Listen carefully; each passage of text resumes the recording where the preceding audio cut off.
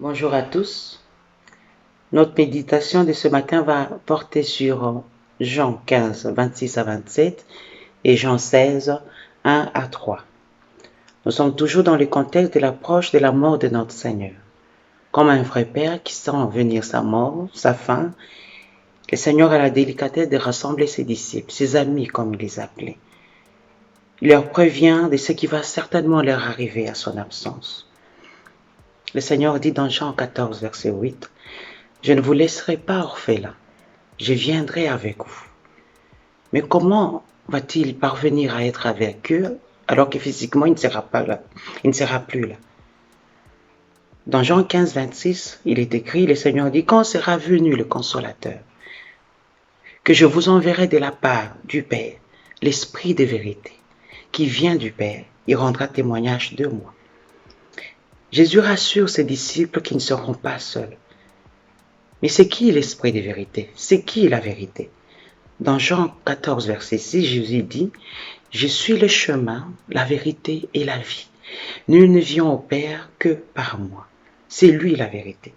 Le Saint-Esprit ne viendra pas leur annoncer de nouvelles choses. Il rappellera ce que le Seigneur leur avait dit. Il approfondira les paroles du Seigneur. Rappelons-nous qu'au début du ministère de Jésus, il y avait aussi une manifestation du Saint-Esprit. Lors du baptême avec Jean-Baptiste, le ciel est ouvert et une voix se fit entendre, que celui-ci est mon Fils bien-aimé, en qui j'ai trouvé mon plaisir. C'est dans Matthieu 3, verset 17. Le Seigneur a toujours agi avec puissance par le Saint-Esprit. Puisses-nous également chercher à tout prix à avoir comme allié le Saint-Esprit. Et nous accomplirons de grandes choses.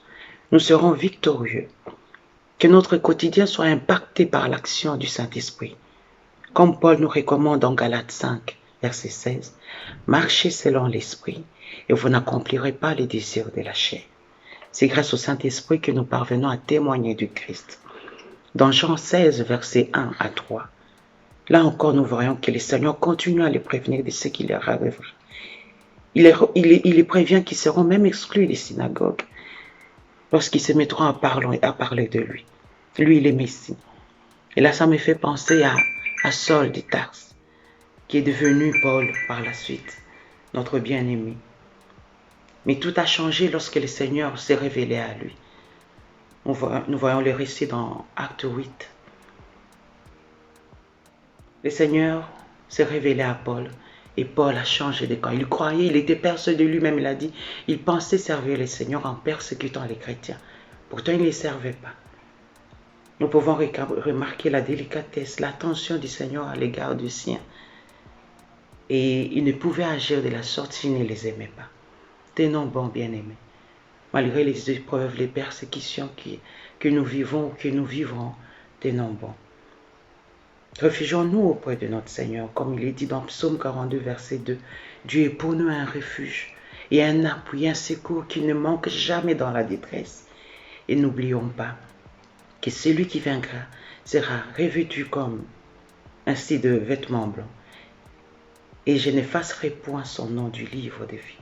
Et je confesserai son nom devant mon Père et devant ses anges. Comme il est écrit dans Apocalypse 3, verset 5. Soyons bénis. Amen.